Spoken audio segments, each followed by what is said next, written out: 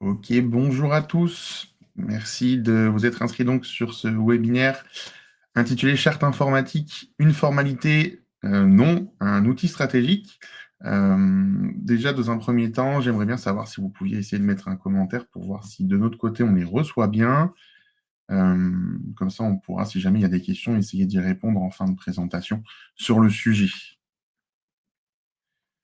Aussi, importante chose à savoir, on va vous partager aussi en fin de présentation de webinaire un lien Forms qui vous permettra, si vous le souhaitez, de recevoir le support de ce webinaire à la fin, ce qui peut toujours être assez intéressant, je pense, en termes de sensibilisation ou de discussion dans vos différents organismes, de voir un petit peu comment ce document stratégique qui est la charte informatique pourra agir, en fait, vous verrez, hein, en mode pédagogie aussi, sur les différents services de votre organisme, puisqu'on le reverra ensemble hein, dans cette réunion, que c'est un document qui effectivement tient certaines obligations de création, que ce soit cyber, RGPD, mais aussi RH.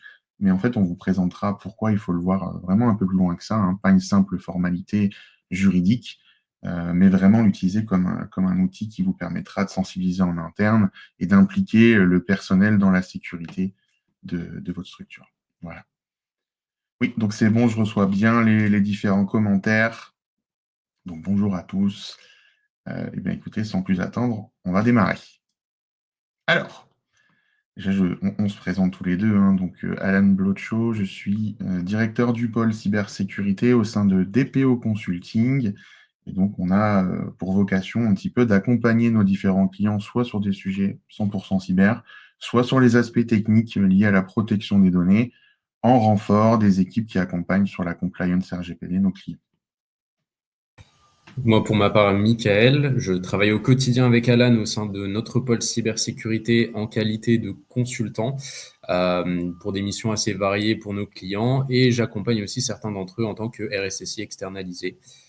Donc, vous le verrez aujourd'hui dans cette dynamique de charte informatique, il y a le côté DPO, il y a le côté RSSI qui sont tous les deux pertinents et d'un côté comme de l'autre, moi et Alan, on peut en attester avec nos compétences au quotidien. Tout à fait. Je te laisse, si tu veux bien, présenter le sommaire. Tout à fait. Donc, pour débuter, nous allons parler de l'aspect juridique qui tourne autour de cette fameuse charte informatique. On parlera un petit peu de ce qu'elle peut vous apporter à ce niveau-là et des erreurs aussi qui sont fréquentes et qui vous empêchent d'en exploiter le plein potentiel. On parlera aussi ensuite de comment repenser cette charte informatique, en exploiter son potentiel en tant que véritable levier pédagogique, un outil vivant qui vient supporter la culture numérique de votre entreprise. On rentrera aussi un peu plus dans le détail sur comment transformer cette charte une fois qu'on comprend vraiment tout le bien qu'elle peut nous apporter, comment maximiser justement ses qualités et en faire vraiment ce levier pédagogique incontournable. Et on parlera aussi pour toute entreprise qui souhaite créer sa charte informatique ou qui souhaite la retravailler, quelle méthodologie adopter pour vraiment couvrir tous les aspects et faire la charte aussi, une charte aussi qualitative que possible. Et enfin, on aura le point de vue, le double point de vue DPO et RSSI. Qu'est-ce qu'elle apporte pour chacun de ces deux rôles et dans quelle dynamique on peut coopérer ensemble pour en faire un véritable atout stratégique d'un côté comme de l'autre.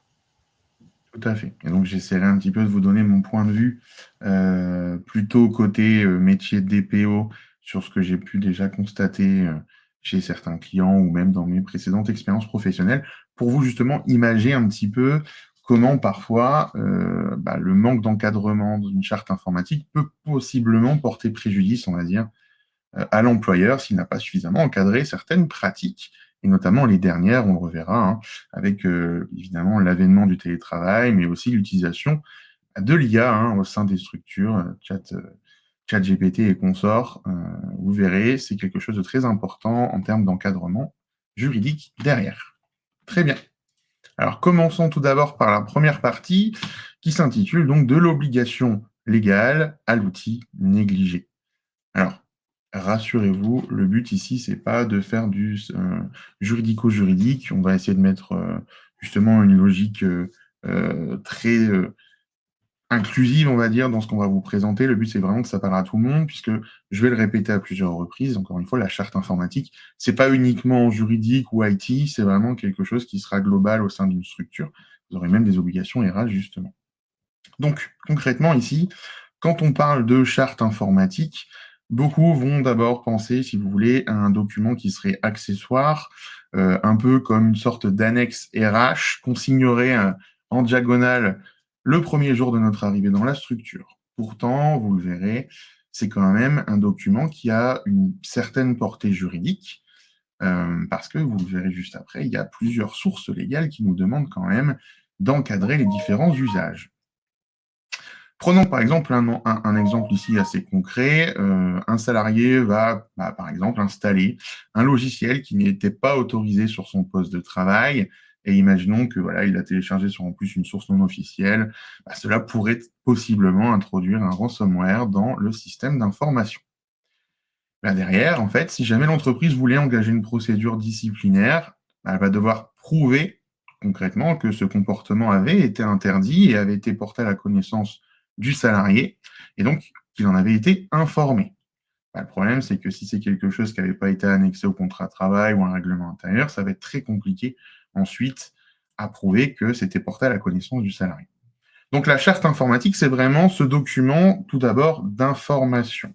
Ça va permettre d'anticiper les litiges, mais aussi de prouver, par exemple en cas de contrôle de la CNIL, ou même un contrôle prud'homal, que l'entreprise avait bien placé un cadre qui se veut clair et transparent. Donc concrètement, le fait d'avoir une charte informatique existante, exhaustive, à jour, c'est clairement pas un luxe, c'est vraiment une nécessité. Alors ici, on vous explique que justement, c'est une obligation qui va reposer sur plusieurs bases. On peut en compter au moins trois. Vous avez l'article L 1222-4 du Code du travail qui va nous demander souvent d'informer le salarié de tout éventuel dispositif de contrôle existant. Et donc, vous avez beaucoup de contentieux ici liés à la vidéosurveillance, la surveillance des mails professionnels, etc., qui s'appliquent. Vous avez évidemment la partie RGPD aussi, qui est donc, je vous le rappelle, entrée en vigueur il y a aujourd'hui un peu plus de 7 ans, en mai 2018, qui va aussi imposer concrètement que les personnes concernées soient informées de la façon dont leurs données personnelles sont traitées. Et évidemment que ça fonctionne également donc avec les salariés vis-à-vis de leur employeur. Donc ici, encore une fois, on peut donner plusieurs exemples. Vous collectez des journaux de connexion, vous surveillez les accès aux fichiers partagés, etc. Il faudra être très clair et transparent avec les salariés sur ce point. Évidemment, vous aurez d'autres documents qui seront bien plus exhaustifs, comme des politiques de confidentialité à destination des salariés, mais c'est toujours très bien quand même que la charte informatique rappelle certains de ces points assez importants. Et puis, évidemment, vous avez aussi la jurisprudence, donc vous avez certaines décisions de justice.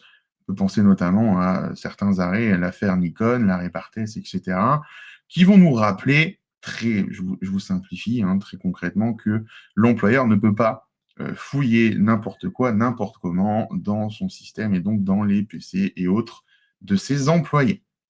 De fait, ici, la charte informatique va vraiment devenir cette garantie que l'entreprise respecte bien également la vie privée, tout en assurant la sécurité de son système d'information. Donc vous voyez, on a plusieurs types de risques, concrètement, du risque juridique évidemment, RH, mais aussi technique. Malgré tout ça, donc il faut quand même être assez honnête avec nous-mêmes, dans la majorité des entreprises, la charte informatique, c'est un document qui se veut malheureusement assez poussiéreux. C'est en fait pas rare de retrouver des versions, qui sont de 2015, 2016, 2017, qui n'ont pas été revues depuis en soi, qui donc ne sont plus vraiment d'actualité. Ce qui veut dire que quand on la prend telle quelle, quand bien même elle est existante et elle est toujours portée à la connaissance des salariés, eh bien en fait elle n'est plus adaptée à la réalité du terrain, ni forcément d'ailleurs connue des salariés qui sont là depuis X années dans l'entreprise. C'est donc pas rare, en fait, concrètement, que lors d'un audit, on a un manager qui nous explique, parce qu'on veut un petit peu voir s'il connaît l'existence de cette charte informatique, qui nous disent que, bah oui, oui, d'accord, c'est le document qui m'interdit concrètement de regarder Netflix au bureau. Et c'est à peu près tout ce qu'il a retenu depuis la dernière fois qu'il avait lu et parcouru cette charte. Mais alors, Concrètement, pourquoi cet échec? On va dire, parce que c'était un document qui n'avait pas été pensé pour être lu, c'était plutôt une sorte de copier-coller d'un modèle juridique où on avait plein de phrases très typées du type conformément aux dispositions 2, par rappel de ceci, cela. Le problème, c'est que en fait, tout le monde va la signer, personne ne va réellement la comprendre et donc derrière, personne ne va la respecter. Donc, on essaye de faire autant que faire se peut, de la rendre ludique et d'utiliser du langage vraiment compréhensible pour le public visé.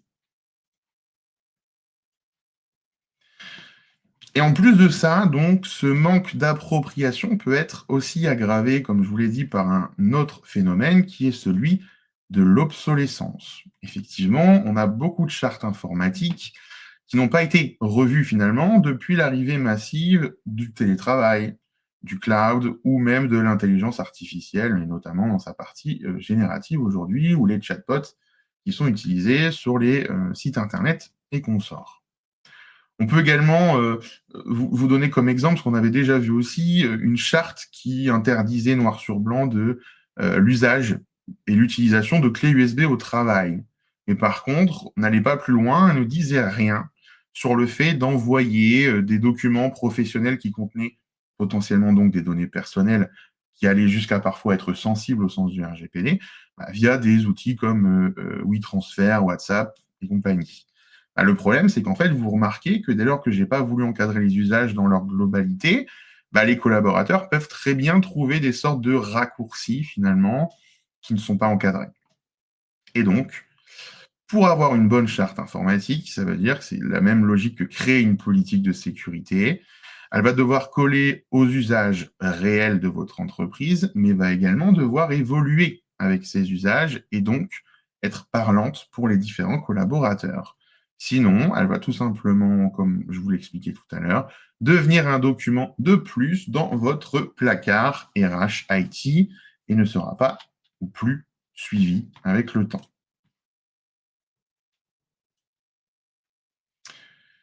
Et quand la charte, justement, est obsolète, incomprise, le problème, c'est que les conséquences derrière peuvent parfois être assez lourdes. On peut vous donner ici 3 types de situations réelles qu'on peut rencontrer. Vous pouvez avoir, par exemple, le collaborateur qui va cliquer sur un lien de phishing qu'il a reçu par mail. En fait, le problème, c'est que si on ne l'a jamais formé ou sensibilisé sur ce sujet-là, jamais informé des bonnes pratiques à adopter, de qu'est-ce que je vais devoir vérifier pour être sûr et certain que l'origine de ce mail est bon, en tout cas est officielle. Et derrière, ça va être assez difficile finalement de reprocher une quelconque erreur auprès du salarié, puisqu'en fait, moi non plus, en tant qu'employeur, service IT et autres, je n'ai pas non plus fait mon travail de sensibilisation et de formation sur ce sujet-là. Et quoi de mieux que la charte informatique pour rappeler justement certaines bonnes pratiques en cas d'incidents cyber potentiels. Second cas, ça pourrait être la violation de données, par exemple, qui aurait été signalée à la CNIL. Pareil, si jamais dans la charte informatique, même si on aura des politiques spécifiques, évidemment, qui traitent du sujet, mais si je n'ai rien prévu en tant qu'entreprise dans ma charte sur les éventuelles remontées d'incidents qui auraient été découverts par un salarié, c'est pareil, ça va être assez compliqué de prouver que l'employé savait, et donc on pourrait même limite être accusé de négligence organisationnelle concrètement. Et on peut effectivement aussi donner le troisième exemple qui serait un usage abusif d'Internet au travail. Si je n'ai pas mis de règles précises à l'avance, je vais avoir du mal en tant qu'employeur à venir encadrer, voire même sanctionner ces éventuels comportements néfastes. Donc ce qu'on peut comprendre ici, c'est qu'une charte mal pensée va vite devenir potentiellement un angle mort, alors qu'à la base, elle était conçue et elle devrait être réfléchie pour être un levier de gouvernance, de pédagogie, voire même, dans une certaine mesure, de prévention d'incidents. Oui, bien sûr, Patricia, il y aura un replay ainsi que on vous donnera également la dispense du support. Donc dans une seconde partie, on va réfléchir à cette logique de repenser de ce fait la charte informatique et essayer de faire autrement qu'un simple, comme je le disais, document juste juridique qui est là pour rappeler les règles et rien d'autre. Ça doit être un outil vivant et ce doit être un support de culture numérique. Donc concrètement, à quoi sert vraiment aujourd'hui une charte informatique? Quand on repense la charte informatique aujourd'hui, il va falloir justement sortir de ce schéma purement défensif. C'est pas simplement un document juridique, ça doit devenir en fait une sorte d'outil transversal que vous allez avoir au carrefour de la cybersécurité, du RGPD, des ressources humaines et donc aussi du pilotage managérial en interne. Exemple assez concret, dans une entreprise où les collaborateurs gèrent des données sensibles sur le terrain, par exemple, avec des tablettes professionnelles. La charte pourrait par exemple ici servir à rappeler les différentes règles essentielles de protection des données personnelles, comme par exemple, je ne stocke pas la donnée en local ou si je le fais, je veux une redondance également de l'hébergement des données. Je veille à verrouiller l'appareil, à avoir un mot de passe ou un code PIN. Je n'utilise pas de Wi-Fi public dans un contexte professionnel s'il n'a pas été sécurisé d'une façon ou d'une autre via l'utilisation d'outils, par exemple. Voilà. Donc, ce rappel effectivement des différentes règles et des bonnes pratiques à adopter dans certaines situations est très important, d'autant plus dans certains secteurs d'activité où effectivement, je pense notamment au sujet santé par exemple, où en fait la partie sécurité des données intervient malheureusement dans un second plan, ce qui peut se comprendre, puisqu'on est plutôt dans une logique de soins aux personnes. Donc c'est toujours très intéressant derrière de pouvoir rappeler toutes ces bonnes pratiques sur le terrain également. Et évidemment, comme on vous le met ici, c'est un lien entre les services. Ça peut être vu et utilisé en tout cas comme un outil de collaboration entre le DPO, le RSSI, les RH, voire même la direction générale, puisque c'est un document qui va refléter la politique numérique de l'organisation. Donc, utilise-le aujourd'hui vraiment comme un support de communication interne et de culture numérique. Pourquoi? Surtout parce qu'en fait, les usages aujourd'hui et le numérique évoluent vite. Et donc, les pratiques en entreprise aussi. Ici, on vous donne quelques exemples. On parle de télétravail ou de travail hybride. On parle du fameux BIOD où les différents salariés peuvent utiliser parfois leur équipement personnel dans des activités, des usages professionnels. On peut parler du Shadow IT qui est l'utilisation d'applications non autorisées de façon professionnelle, en utilisation professionnelle, et évidemment l'IA générative. Eh bien, aujourd'hui, vous le voyez, les usages numériques évoluent constamment et une charte figée ne pourra pas suivre ces évolutions. Donc, on peut vous donner 4 situations concrètes par rapport à ce qu'on vous écrit ici. Donc, en télétravail, par exemple, qui serait généralisé, je vais avoir des collaborateurs qui travaillent depuis leur bureau chez eux, leur canapé, que sais-je. Ils vont être sur un Wi-Fi personnel. Ils peuvent parfois avoir un enfant qui va jouer sur l'ordinateur entre deux réunions de la personne. Bon, voilà, la charte va devoir venir prévoir ces nouveaux enjeux, ces nouveaux contextes et expliquer ce qui est possible ou pas de faire. Par rapport à cette pratique du BIOD, pareil, on peut avoir des collègues qui utilisent leur téléphone personnel pour accéder à leur boîte professionnelle. D'accord? Est-ce que la charte informatique a encadré cette pratique? Est-ce qu'elle l'a autorisé ou au contraire interdit? Parce que ça ne veut pas dire que c'est quelque chose qui est nécessairement autorisé par l'employeur, évidemment. Ou alors, est-ce que justement la charte est très ambiguë à ce sujet et donc on n'a pas réellement d'encadrement de cette pratique? Ça, c'est pareil, il faut le prendre en compte. Concernant le Shadow IT, ça peut être par exemple un salarié qui va installer une extension Google Chrome pour mieux gérer ses tâches au quotidien, sauf qu'il l'a fait sans validation, par exemple, de la DSI. Il ne l'a pas nécessairement fait par malveillance, mais vraiment dans une logique de souci d'efficacité au quotidien. Le problème, c'est que si cette charte informatique ne donne pas de cadre sur cette pratique, eh bien, c'est une logique qui va proliférer en interne et qui sera utilisée de plus en plus. Et donc, on va se retrouver sur des usages qui seront hors de contrôle et non encadrés. Et bien sûr, évidemment, je termine par l'IA générative. Aujourd'hui, vous avez beaucoup de collaborateurs qui vont utiliser des chats GPT, des copilotes, etc., qui vont copier-coller potentiellement des données métiers directement dans ces outils, mais sans penser derrière au risque, que ce soit en termes d'enjeux business, mais aussi de protection des données personnelles qu'il pourrait y avoir dans ces outils. Pareil, ici, la charte informatique doit absolument poser des règles claires sur ce sujet. Est-ce que l'utilisation de ces outils est autorisée ou pas? Si c'est le cas, lesquels? C'est pas forcément quelque chose de général. Et en plus de ça, je vais rappeler évidemment toutes les bonnes pratiques, ce que je peux faire ou ne peux pas faire quant à l'utilisation de ces outils. Vous avez carrément certaines entreprises qui vont développer carrément leur propre outil d'IA interne pour être sûr que rien ne sortira et qu'aucune information confidentielle ne soit insérée dans ces outils. Et donc, une charte utile suit nécessairement ces évolutions. Elle s'actualise, elle s'adapte et surtout, elle reflète les pratiques actuelles de vos collaborateurs. Et pour terminer un petit peu donc cette partie, il va falloir repenser sa charte informatique comme un levier d'engagement. Pourquoi? Parce qu'aujourd'hui, quand on discute avec les différents salariés, la plupart du temps, on nous dit que les chartes sont plutôt perçues comme quelque chose de contraignant. Pourtant, une charte informatique bien conçue devrait plutôt être pensée et perçue comme un outil d'adhésion. Donc, vous, en tant que créateur de cette charte, employeur, etc., il va falloir commencer déjà à réfléchir au ton qui est utilisé dans la charte informatique. Si j'ai un texte qui donne l'impression d'être créé par un cabinet d'avocats pour d'autres avocats, déjà, on aura perdu la moitié des lecteurs, ça n'a plus d'intérêt. Il nous faut un ton qui se veut clair, humain, compréhensible et adapté aux usages du quotidien dans l'entreprise. D'un autre côté, vous avez aussi la forme. Il va falloir essayer d'avoir des exemples très concrets du quotidien, des cas pratiques, et potentiellement aussi, pourquoi pas, une mise en page qui donne envie de lire.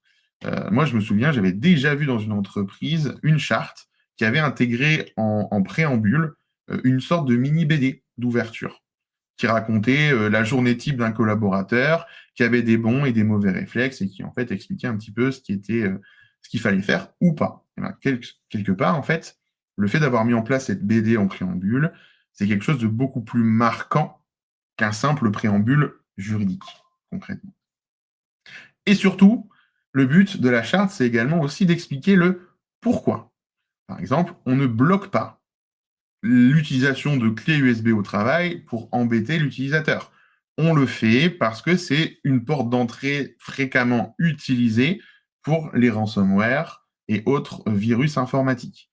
Donc, si j'essaye d'expliquer ça aux personnes, elles vont comprendre finalement l'interdiction.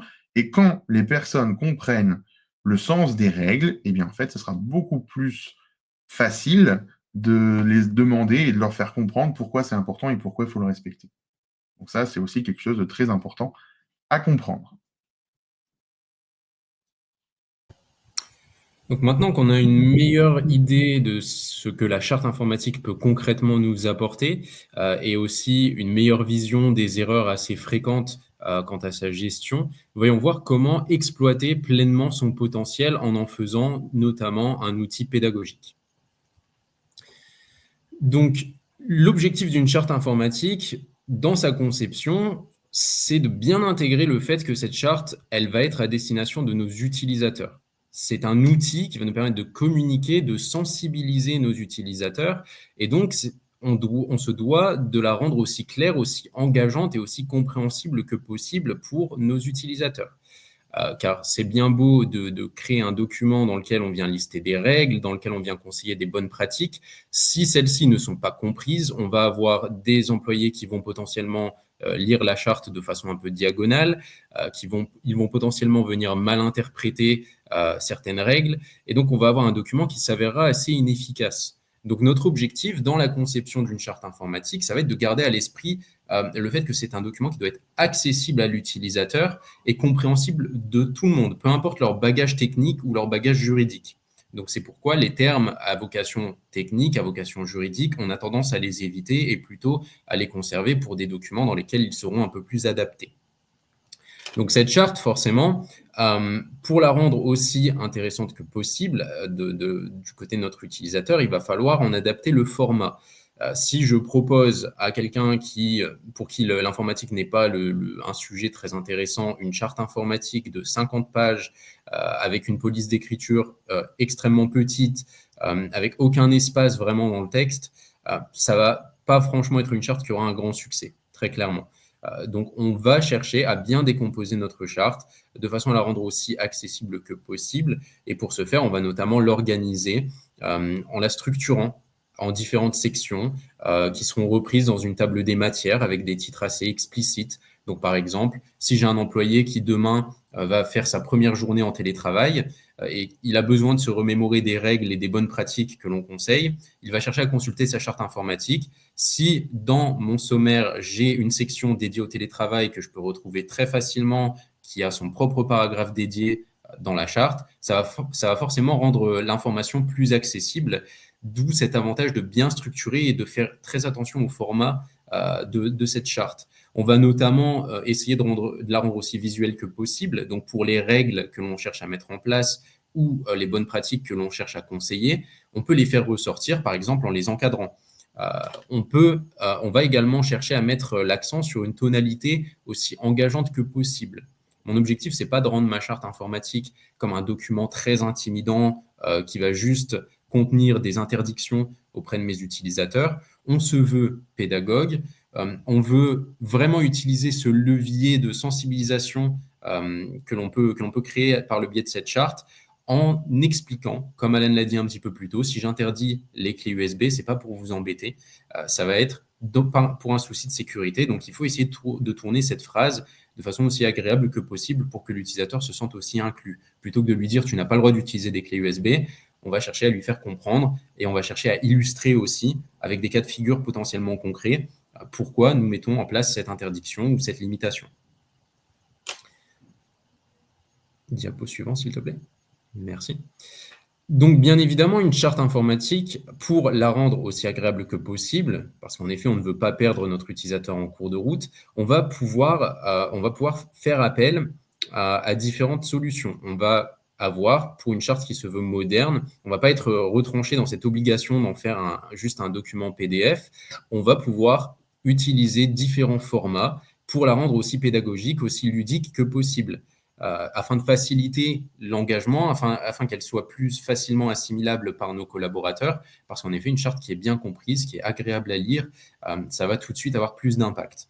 Donc, pour ce faire, on peut par exemple opter pour des infographies ou des fiches pratiques où on va, en plus de notre charte informatique, faire des documents peut-être un petit peu plus courts sur 1 ou 2 pages qui vont reprendre par exemple une catégorie. Donc, je peux faire un petit document de 2 pages qui soit visuel, qui ait des logos, qui ait un peu de couleur dessus, qui fasse à peu près 2 pages et qui reprend toutes mes règles et bonnes pratiques sur le télétravail, par exemple. Et cette fiche, eh bien, je peux venir la diffuser. Si, par exemple, on fait des newsletters mensuelles, ça peut être pas mal à chacune d'entre elles, ajouter une petite fiche pratique qui reprend certains des principes de notre charte informatique afin de, justement, optimiser ce processus d'apprentissage, de sensibilisation par la répétition. On va également, pour rendre les choses un peu plus ludiques, potentiellement opter pour des quiz, des petits questionnaires, des petits modules assez ludiques où on demande à nos utilisateurs de prendre peut-être tous les mois une petite demi-heure pour répondre à un petit quiz. On va avoir derrière nos résultats, on va pouvoir tracer les choses, ça va être un petit peu ludique et on pourra voir potentiellement si nos employés intègrent bien les différentes règles et les différentes bonnes pratiques qu'on leur a conseillées. Donc vraiment, plus on peut rendre cette charte informatique ludique, plus on peut l'intégrer à la culture numérique quotidienne de l'entreprise, plus elle va pouvoir porter ses fruits et faire vraiment et remplir son potentiel d'outil pédagogique. Parce qu'en effet, pour les utilisateurs, c'est assez important de les sensibiliser. C'est un des vecteurs principaux en termes d'attaque, en termes d'incidents de sécurité. Et cette charte informatique, autant pour moi en tant que RSSI que pour Alan en tant que DPO, on va pouvoir y décliner nos exigences, on va pouvoir y décliner nos bonnes pratiques et y effectuer des conseils. Donc, c'est un véritable support pédagogique pour nous. Donc, en faire de l'apprentissage actif, la rendre aussi visuelle, aussi engageante que possible pour nos utilisateurs et avoir ce rappel par le biais de newsletters, par exemple, ça va nous permettre de la consolider.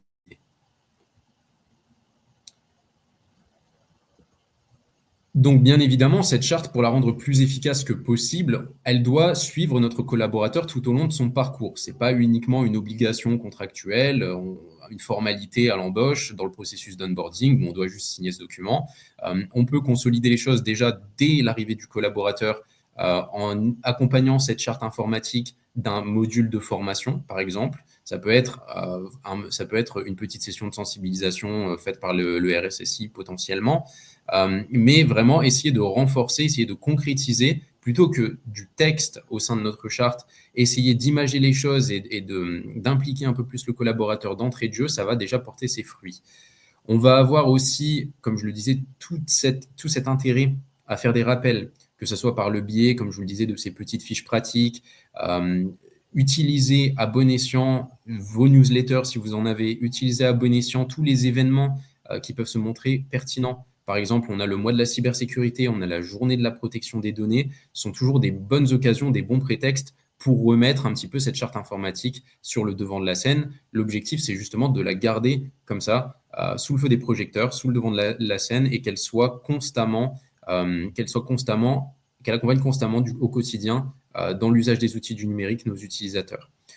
C'est pourquoi on va pouvoir aussi faire appel à de la communication interne. On peut potentiellement faire des petites affiches de nos fiches pratiques. On va prendre un petit peu de temps pour les faire, pour les rendre imagées, y mettre des illustrations. Donc pourquoi pas disposer de ces petites affiches dans les locaux. La newsletter qui est toujours un bon moyen pour la véhiculer. Et pourquoi pas aussi un petit canal Teams dédié où vous postez la version PDF, par exemple, de vos fiches pratiques mensuellement pour tous vos collaborateurs. Donc vraiment, utilisez à bon escient tous vos outils de communication pour la transmettre et pour la garder fraîche dans les mémoires de vos collaborateurs. Un exemple concret, quelque chose que je peux vous recommander de faire et qui porte ses fruits pour quelques-uns de mes clients, c'est de reprendre annuellement sous un format allégé, sous un format simplifié. Ça peut être 1 à 2 pages, les différentes bonnes pratiques principales et les différentes règles principales qui sont reprises dans ma charte informatique. On en fait un document assez visuel, assez agréable, qui récapitule tout ça sur 1 ou 2 pages, et on demande à nos collaborateurs de signer cette mini-charte annuellement. Comme ça nous permet aussi derrière de montrer que c'est un processus constant et qu'il y a de l'engagement, qu'on réengage sur les bonnes pratiques, sur les règles que l'on instaure nos différents collaborateurs à un rythme régulier. Donc maintenant, quand on se rend compte de notre absence totale de charte informatique ou que la charte informatique actuelle n'est plus adaptée, il va falloir passer par cette fameuse étape de réécriture ou d'écriture tout court, si vous n'en avez pas, de cette charte informatique. Alors, ça peut être intimidant comme processus. Comment s'y prendre? C'est ce qu'on va voir dans cette partie de cette présentation. Donc tout d'abord, avant même de commencer sa rédaction, il est important de comprendre notre contexte et de comprendre les enjeux qui sont présents et qui sont pertinents à mon entreprise au quotidien. Donc on est dans un premier temps dans un rôle plutôt d'écoute, plutôt d'observation, où on va chercher à faire un état des lieux de nos usages numériques au quotidien. Donc quels sont les outils que l'on utilise? Est-ce qu'on a des comportements récurrents qui posent problème? On peut consulter nos derniers incidents. Est-ce qu'il y a eu un facteur humain dans ces incidents? Est-ce que justement on pourrait adapter nos règles et nos pratiques pour éviter que ce genre d'incident se reproduise? Donc c'est très pertinent de faire cet état des lieux et surtout de faire interagir un maximum de parties prenantes pertinentes, parce qu'une charte informatique, dans le nom, il y a informatique. On peut se dire c'est un document potentiellement technique, donc ça va être aux personnes de l'IT de le rédiger. Or, il y a des enjeux pour qui ont des intérêts assez importants pour différents secteurs de mon entreprise. Donc oui, en effet, il y a une partie IT. Oui, en effet, le RSSI doit être impliqué. Mais comme l'a dit Alan, on a aussi cette partie DPO, cette partie protection des données. Donc on doit l'impliquer aussi. Il y a des enjeux RH aussi. Et pareil, vos managers peuvent vous apporter potentiellement des retours, des remontées, peuvent contribuer de façon pertinente à la création de cette charte informatique. On ne doit pas aussi négliger nos utilisateurs, parce que si on a une charte informatique existante, on peut poser la question à nos utilisateurs. Est-ce que vous savez déjà qu'on a une charte informatique? Parfois, on va vous répondre que non. Est-ce que vous seriez capable de m'indiquer dans les grandes lignes ce que cette charte informatique vous autorise à faire? Parfois, on ne saura pas répondre à cette question. Et parfois, la charte informatique actuelle n'est pas vraiment compréhensible. Donc, récolter un peu le feedback des utilisateurs qui peuvent nous dire « il y a tel ou tel aspect de cette charte que je n'ai pas vraiment bien compris ». Quand vous êtes dans cet exercice de la retravailler ou de la recréer, c'est bien important de comprendre les attentes de vos utilisateurs et leurs besoins pour que cette charte leur soit vraiment adaptée, car c'est un document qui est censé être taillé pour eux.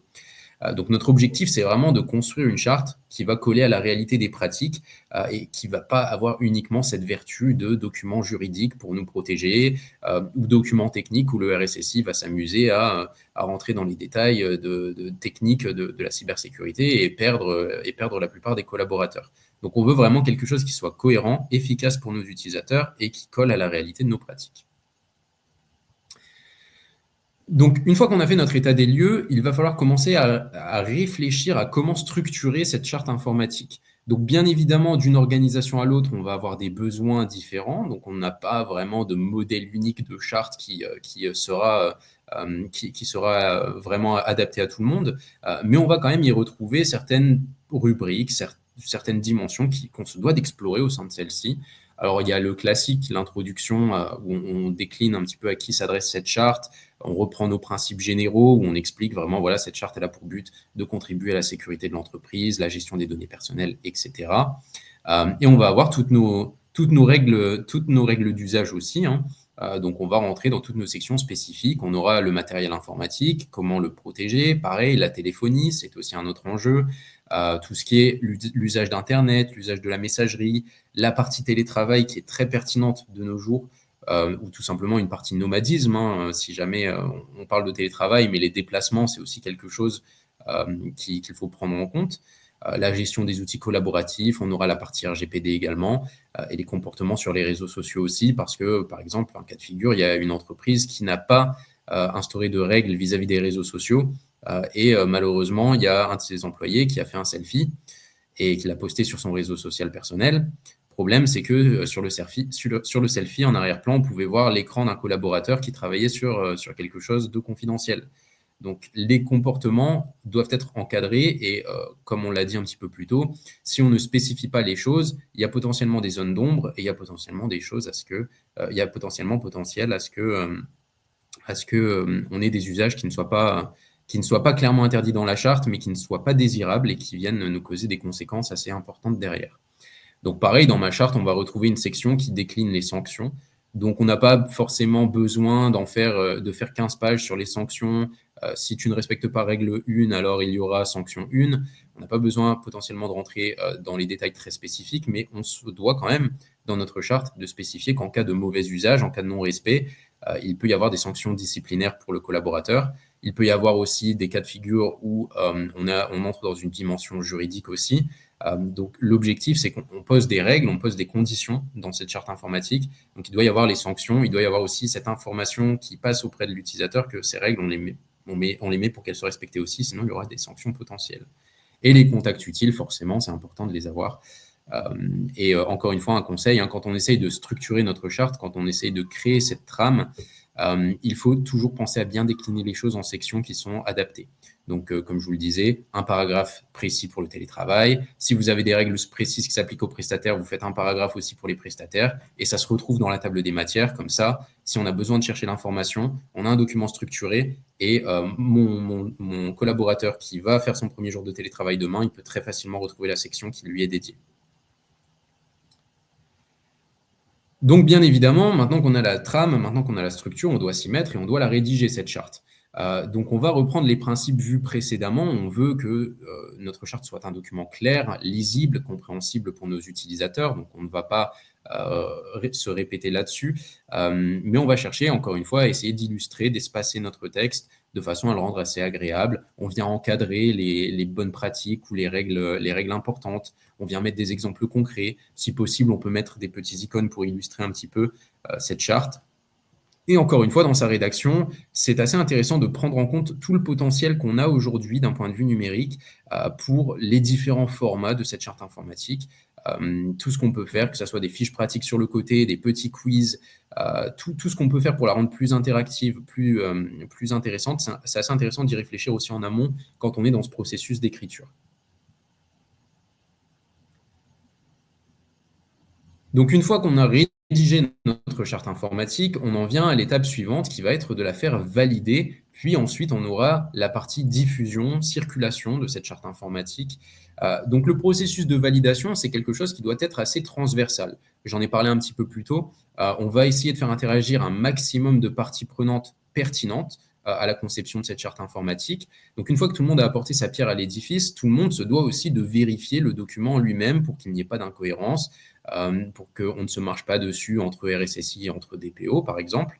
Donc, c'est assez important d'avoir un processus de validation qui va impliquer tout le monde. Et on peut même conseiller d'ajouter un panel de salariés représentatifs, puisque je vous l'ai dit, c'est un document qui doit être à destination avant tout de vos employés. Donc, c'est bien de recueillir leur opinion avant de valider définitivement ma charte informatique, parce que de leur point de vue, ils pourront peut-être pointer du doigt un paragraphe et vous dire celui-ci, il n'est pas vraiment compréhensible pour nous. Et donc là, du coup, on peut faire les ajustements et vraiment, à l'aide de ces salariés représentatifs, avoir un résultat qui plaira à tout le monde. On doit également s'assurer de la cohérence de ce document par rapport à ce qu'on a en interne. Donc, bien évidemment, si on a un règlement intérieur qui vous dit que vous pouvez faire quelque chose et la charte informatique vient l'interdire de son côté, le collaborateur, à quel règlement, à quelle charte doit-il se fier? Là, on peut tout de suite avoir une problématique. Donc, il faut s'assurer de la cohérence de ce qu'on met en place. Et enfin, une fois cette validation effectuée, on doit préparer une stratégie de diffusion où on aura bien évidemment, dès l'arrivée du collaborateur dans l'entreprise, une première diffusion avec la charte informatique qu'on annexe au règlement intérieur pour lui donner du poids. On la fait signer à notre employé à son arrivée. Ça va être le début d'un long cycle de vie pour cette charte. On doit s'assurer de sa disponibilité en la rendant accessible à tout le monde assez facilement. Donc, par exemple, en la mettant à disposition sur un intranet. Parce que si je veux vérifier la charte que j'ai signée à l'époque où on m'a employé, ça fait 15 ans que je suis dans l'entreprise, bon courage pour retrouver le mail dans lequel on m'a transmise ma charte informatique. Il faut qu'elle soit accessible.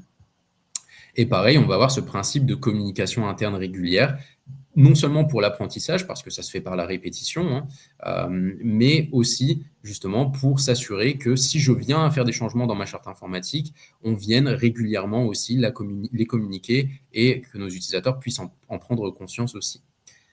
Donc, bien évidemment, l'un des intérêts de cette charte informatique, c'est qu'elle soit fidèle à mes pratiques et que ce soit un document vivant. Donc, forcément, quand on va avoir des nouvelles technologies comme l'IA qui arrivent et qui nous demandent d'adapter nos pratiques, on se doit de mettre à jour cette charte informatique. Donc ça, ce n'est pas négociable. On doit prévoir des mesures pour la mettre à jour. Et à chaque évolution notable de cette charte informatique, on la retransmet, on redemande à nos employés de la signer pour qu'ils en prennent bien conscience et qu'on ait cet aspect juridique qui est consolidé pour nous derrière. Donc ensuite, cette charte, forcément, même si elle est bien écrite, même si on fait les choses bien, on la diffuse, parfait, tout le monde la reçoit, tout le monde la signe, mais comme je le disais, elle doit s'inscrire dans ma culture numérique quotidienne et elle doit suivre mon collaborateur tout au long de son parcours dans l'entreprise. Donc il faut l'accompagner dans le temps, cette charte.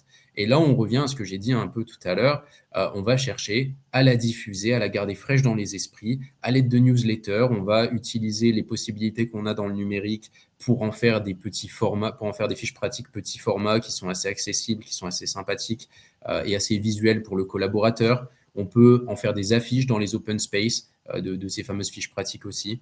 Et on doit aussi utiliser tous les avantages que l'on peut mettre à notre disposition pour toutes les occasions vraiment où on peut rappeler, remettre sur le devant de la scène cette charte avec le mois de la cybersécurité, tous ces événements-là, nos newsletters potentiellement mensuels, on se sert de toutes les options que l'on a pour garder cette charte visible et utile au quotidien.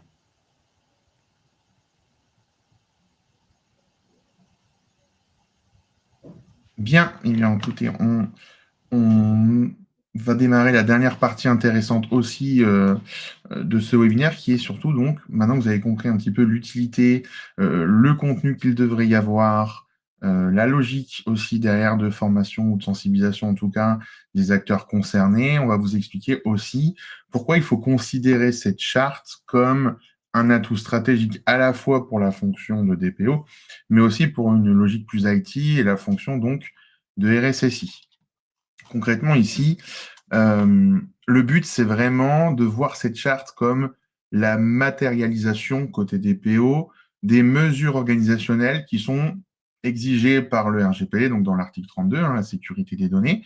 Mais en plus de ça, je vais vous l'expliquer, c'est également une preuve qui se veut concrète, en fait, sur le fait que j'ai bien informé mes collaborateurs sur les bons usages, sur certaines pratiques de l'employeur, et donc j'ai bien informé mes collaborateurs là-dessus, et que donc on agit bien de façon proactive pour limiter au maximum les risques de non-conformité. Pour la partie RSSI, Mickaël vous expliquera, il faut le voir aussi comme un outil de gouvernance qui va venir soutenir la politique de sécurité, donc la fameuse PSSI de l'entreprise. Le but, ce sera de faciliter l'adoption des bonnes pratiques par vos utilisateurs. Et ce sera donc, évidemment, ça on l'a expliqué à maintes reprises maintenant, hein, c'est un point d'ancrage pour la sensibilisation continue de vos collaborateurs. Si je veux que les messages de sécurité soient bien compris, soient bien appliqués, il faut que je les ai évidemment formalisés, qu'ils soient expliqués, qu'ils soient compris et qu'ensuite ils puissent être intégrés dans les usages. Donc d'où cette importance, comme vous l'avez expliqué, Mickaël, dans la partie précédente, aussi de faire des rappels réguliers, et ça peut être effectivement via des résumés avec vraiment les points importants, ou alors j'ai une mise à jour de charte informatique qui s'est faite, je vais faire peut-être une newsletter en interne qui va expliquer qu'est-ce qui a changé, sur quel sujet, et finalement qu'est-ce que ça va changer dans votre quotidien. C'est comme ça que vous allez faire comprendre les sujets, et surtout que vous allez les rendre applicables et appliqués derrière par vos collaborateurs. Donc, si je commence par cette logique, donc pour le DPO, ce sera ma partie, le levier de conformité et de sensibilisation avec la partie RGPD. Donc, encore une fois, je le dis plutôt sur un point de vue DPO. Pour nous, en tout cas, la charte informatique, c'est bien plus qu'une simple formalité RH, c'est aussi un véritable outil de conformité. Pourquoi? Parce que le RGPD vient nous imposer à tous les organismes qui sont concernés par le RGPD, de prendre des mesures concrètes pour protéger la donnée personnelle. Donc, c'est ce qu'on appelle la fameuse logique d'accountability et donc de responsabilisation des acteurs. Je dois savoir démontrer à tout moment que j'applique bien les exigences du RGPD. Et donc, une charte qui se veut signée, diffusée, qui a bien été expliquée, qui est appliquée, bah, ça constitue bien une preuve directe que mes salariés ont été informés de leurs obligations, de leurs droits. On peut aussi penser à des situations que nous, en tout cas, on voit souvent. C'est ce fameux salarié qui va transférer des fichiers RH, donc évidemment avec de la donnée sensible dedans, vers son adresse personnelle pour terminer un dossier chez lui le soir. Parce qu'il ne peut pas, voilà, il n'a pas un PC portable ou il ne peut pas ramener chez lui son matériel professionnel. Donc il se dit, j'ai pas le temps de finir, je finirai chez moi ce soir. Bah, concrètement, est-ce que c'est une faute? Est-ce que c'est autorisé? Bah, tout ça, ça va dépendre du choix déjà de l'employeur et donc de ce que va dire la charte à ce sujet. Si la charte interdit, par exemple, aussi clairement l'usage d'outils qui ne sont pas validés côté employeur, notamment aussi pour l'utilisation de données personnelles, et si elle a été signée par les collaborateurs, eh bien, j'ai bien en tant que DPO un cadre clair pour réagir, pour prévenir la récidive, mais aussi pour sanctionner en soi, et pour justifier en cas de violation qu'un travail de sensibilisation avait bien été fait. Okay, donc il y a aussi toute cette logique-là, évidemment, à prendre en compte. Deuxième logique, encore une fois, même en tant que DPO, cette charte informatique ne sert pas uniquement à me couvrir juridiquement, ça c'est surtout, comme on vous l'a expliqué maintenant plusieurs fois, c'est une fonction pédagogique essentielle au sein de votre structure sur les pratiques IT. Donc, dans beaucoup d'organisations, les collaborateurs ont une vision extrêmement floue, par exemple, de ce qu'est une donnée personnelle, de son utilisation, ce que je peux faire au quotidien, et donc des risques associés. C'est pas rare non plus qu'ils vont, ces salariés, confondre RGPD et cybersécurité, ou vont se dire, mais en fait, les données clients, c'est des données professionnelles, donc c'est pas concerné par le RGPD. Voilà. Donc, c'est important, encore une fois, que la charte informatique rappelle aussi les quelques définitions et l'importance de la protection des données personnelles, qu'elle rappelle les bons réflexes du quotidien de manière très concrète. Donc, par exemple, on va dire, comme avec ce que je vous ai dit juste avant, ne transférez pas les fichiers RH sur des messageries personnelles, ne laissez pas traîner de documents papier avec de l'information sensible dans la salle de pause, signalez immédiatement toute perte ou vol d'un appareil professionnel au bon service en interne pour que justement derrière on puisse enclencher les mécanismes qui doivent être faits, donc un wipe à distance du matériel, vérification que le mot de passe n'a pas été utilisé depuis le vol ou depuis la perte, pour justement derrière, en cas de violation de données, savoir dire ce qui a été fait en fait dire que le risque a été géré, ce qui potentiellement va nous éviter une notification à la CNIL en cas de violation de données personnelles. C'est évidemment aussi un outil à intégrer dans le parcours de formation, donc que ce soit en onboarding, en e-learning ou avec des campagnes régulières, ce qu'on vous a expliqué. Vous allez avoir aussi cette logique que vous a expliqué Mickaël, où vous avez des organismes qui vont faire signer chaque année une version simplifiée de la charte avec, par exemple, une sorte de rappel, les 10 règles d'or à respecter au quotidien. Vous pouvez très bien mettre dans ces 10 règles une ou deux règles liées uniquement au RGPD, après aux pratiques IT. Tout à fait. Et donc, si j'ai un incident, si j'ai un contrôle CNIL, eh bien, ça va faire toute la différence. Déjà parce que la CNIL nous a déjà certifié qu'en cas de contrôle, même s'il n'y avait pas eu de violation de données, elle va évidemment vous demander votre charte informatique pour vérifier comment vous encadrez les usages. Et donc, on pourra prouver qu'on a pris nos responsabilités, non seulement en encadrant côté RGPD les traitements de données personnelles, mais aussi en ayant impliqué nos équipes dans cette protection des données personnelles au quotidien. Voilà, ça c'est notre logique. Comment voir la charte informatique côté DPO. Mickaël va vous donner un petit peu maintenant la logique côté RSSI. Tout à fait. Donc, de notre côté, d'un point de vue RSSI, c'est un document qui va aussi se montrer stratégique quand on essaye de renforcer la posture cybersécurité de notre organisation. Elle va nous permettre de communiquer avec nos utilisateurs et comme je vous l'ai dit un petit peu plus tôt, malheureusement, les utilisateurs, c'est un petit peu un des vecteurs principaux, on va dire, en cas d'incident de cybersécurité. Il y a bien souvent une erreur ou de la négligence humaine qui intervient à tel ou tel moment.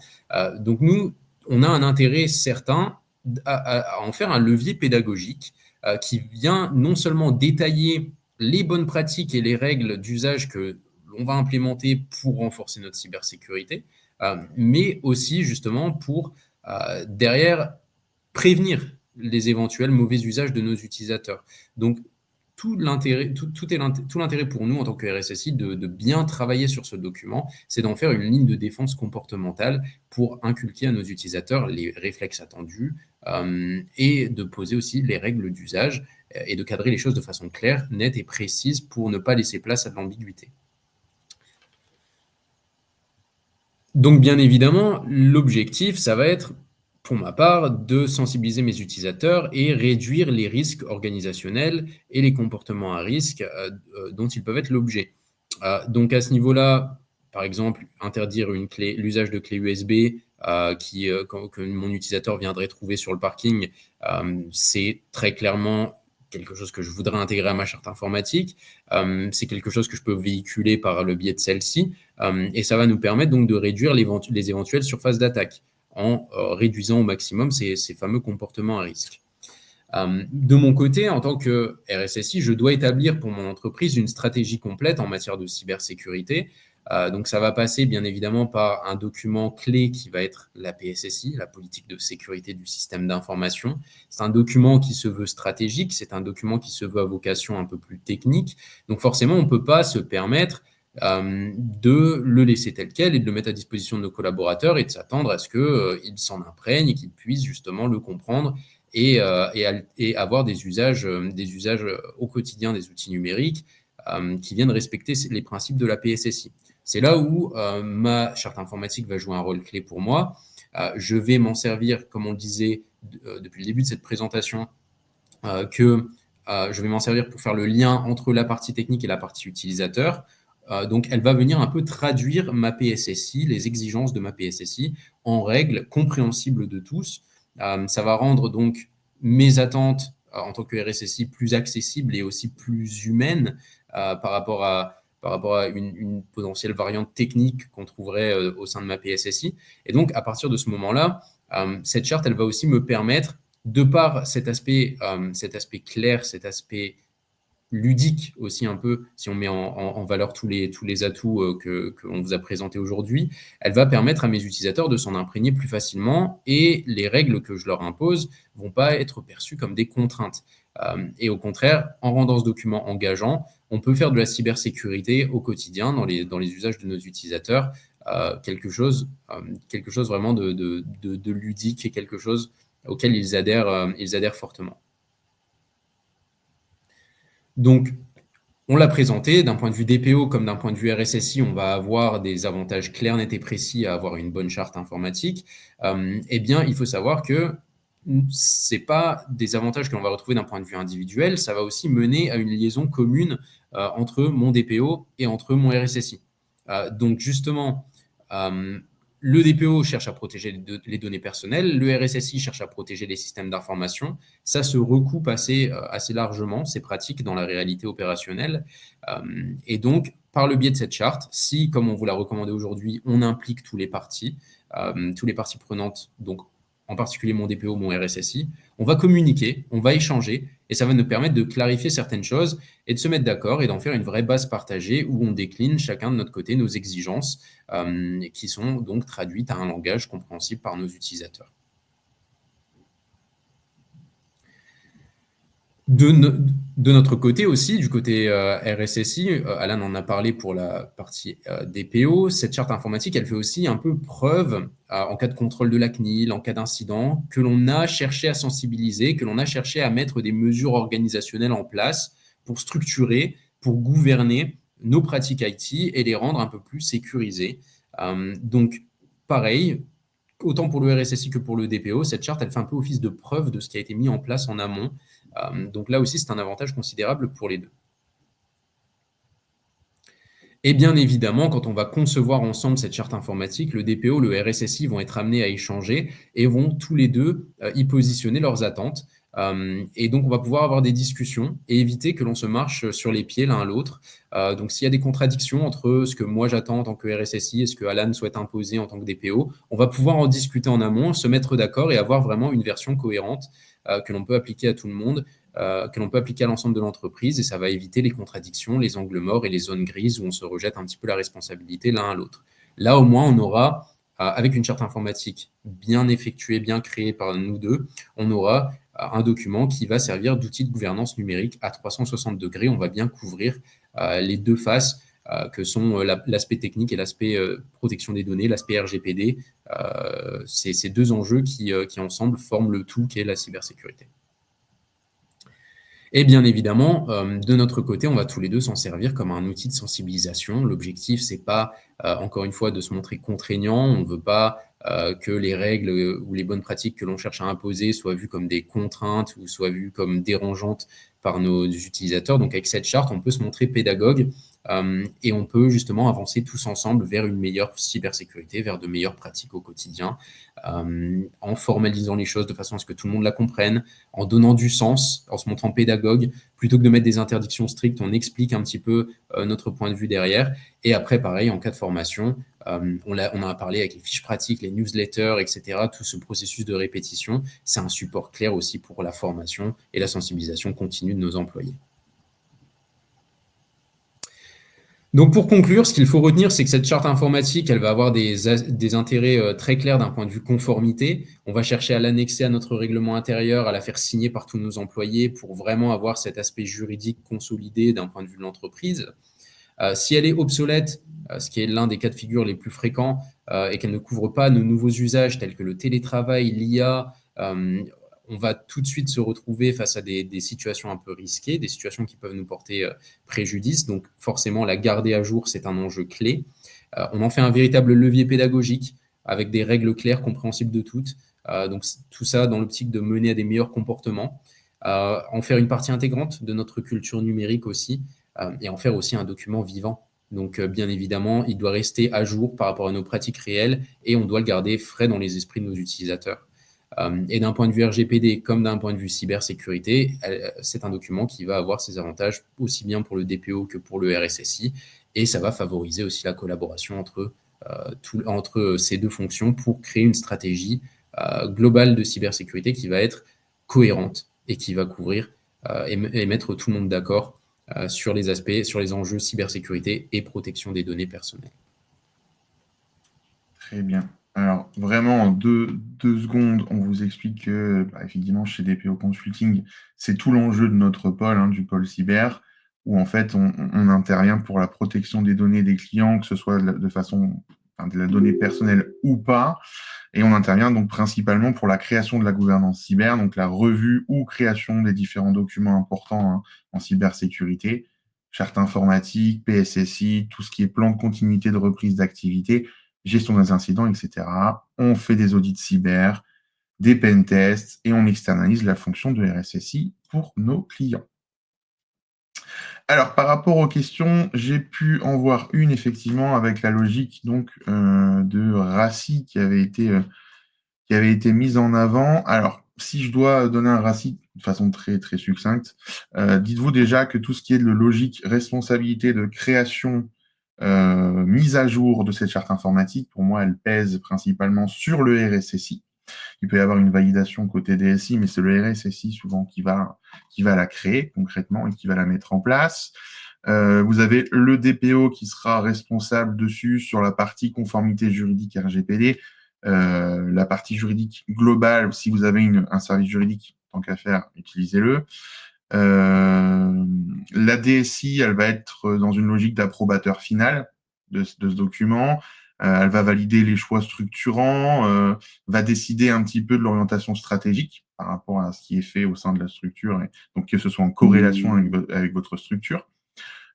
Évidemment que les RH sont consultés dans cette partie-là, puisqu'ils vont en fait avoir leur mot à dire et la logique aspect disciplinaire, donc quelles sont les sanctions applicables si jamais je ne respecte pas les règles de la charte informatique, mais aussi dans la logique de sensibilisation, où vous allez avoir un petit peu un triptyque, les RH, le DPO, le RSSI, qui ont tous un petit peu cette logique de suivi de sensibilisation des collaborateurs en interne, puisque pour chacun d'entre eux, en fait, ils ont clairement un intérêt à ce que ce soit fait, que ce soit pour des soucis de conformité, mais aussi de suivi finalement de ce qui est fait en interne.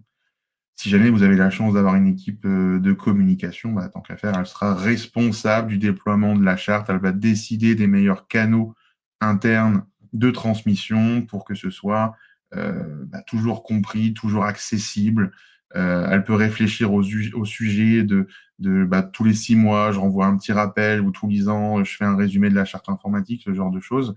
Ça peut être pertinent.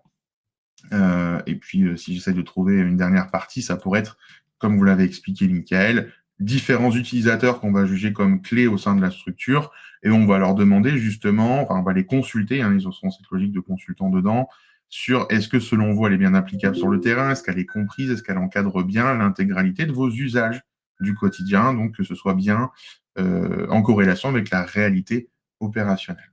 Voilà.